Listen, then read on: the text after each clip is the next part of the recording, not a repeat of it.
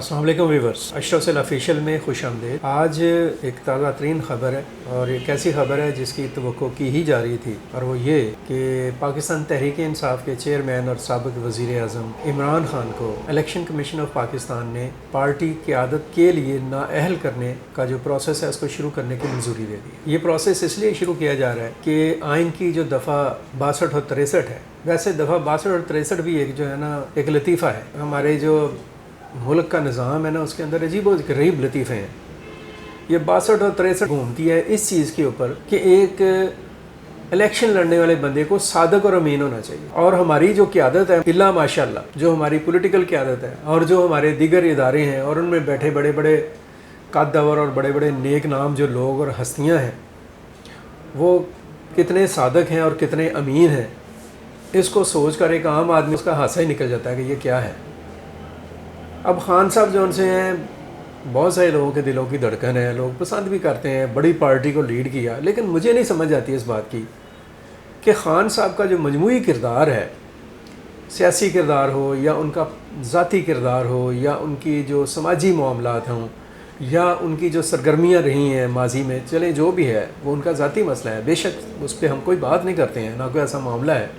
लेकिन सवाल ये पैदा होता है कि क्या हम उनको सादिक और अमीन जैसा एक बहुत ही एक मुस्नद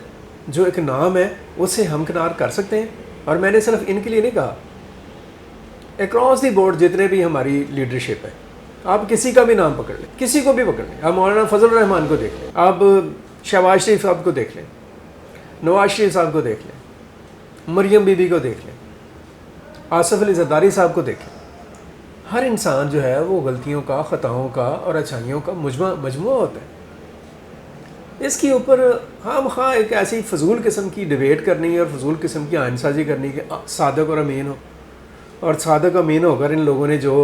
हमारे बेशक वो जजेज़ हों या बहुत सारे जर्नैल हों या बहुत सारे और लोग हों, इन्होंने जो सादक और अमीन का झंडा उठा के मुल्क का जो बेड़ा गर्क किया है, इनको तो सादक अमीन तो बड़ी दूर की बात है, इनके ऊपर तो को ऐसा तमगा इनको मिलना चाहिए कि सारी ज़िंदगी मुँह छुपाते फिर। बाहर ये एक अलग बहस है, इस पर कभी बात हो जाएगी। इस लफ्ज़ को सुनकर अफसोस होता है और तकलीफ़ होती है, तो उसका एक अब्रप्ट इज़हार हुआ है। लेकिन बहरहाल इमरान खान को चंद दिन पहले इस्लामाबाद के सेशन जज ने तोशा खाना केस में उन्हें 3 साल कैद की सज़ा सुनाई और 5 साल के लिए नाअहल करार दिया। और इलेक्शन कमीशन जो है उसका इजलास हुआ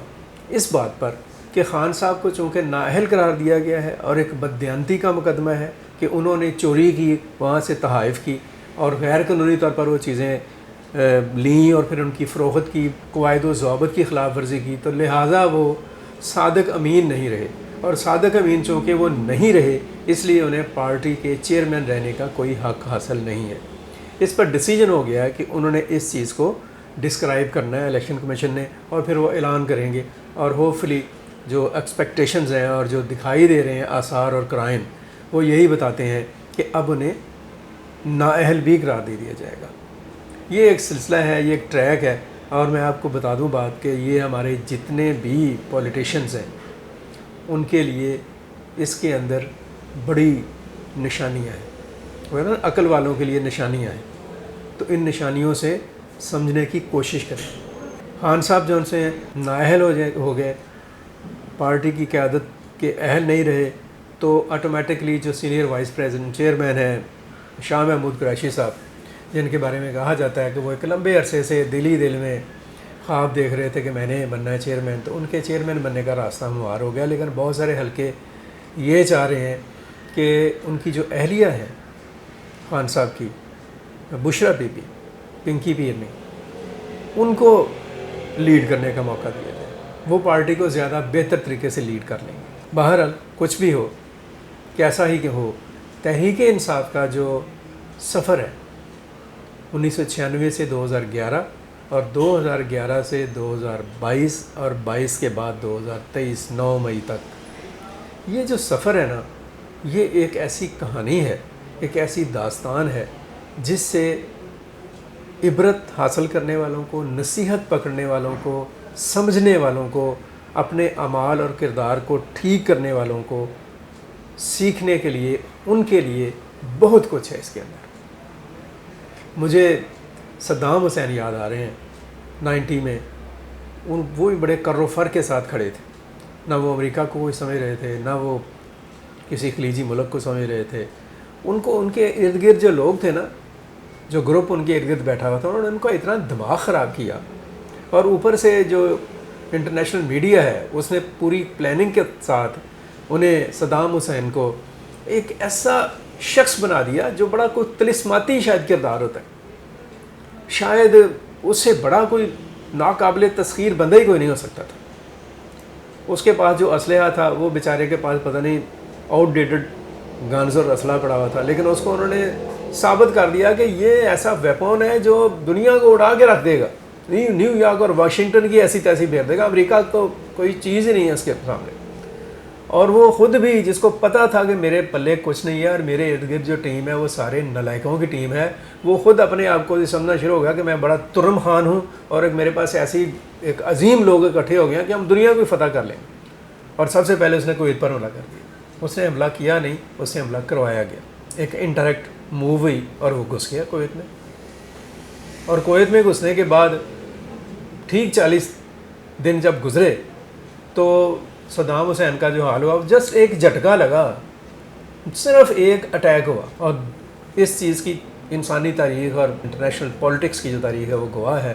کہ صدام حسین اڑ کر کہیں کا کہیں چلا گیا اور پورے عراق کو اس نے نقصان پہنچایا۔ عراق کے عوام آج تک اس کی اس غلطی کو بھگت رہے ہیں۔ پھر اسے پکڑا گیا اور جس طرح سے اس کو ہینگ کر دیا گیا، وہ ایک الگ کہانی ہے، ایک الگ داستان ہے۔ یہ ایسی چیزیں ہیں، ایسی باتیں ہیں جن سے سیکھنے کی ضرورت ہے۔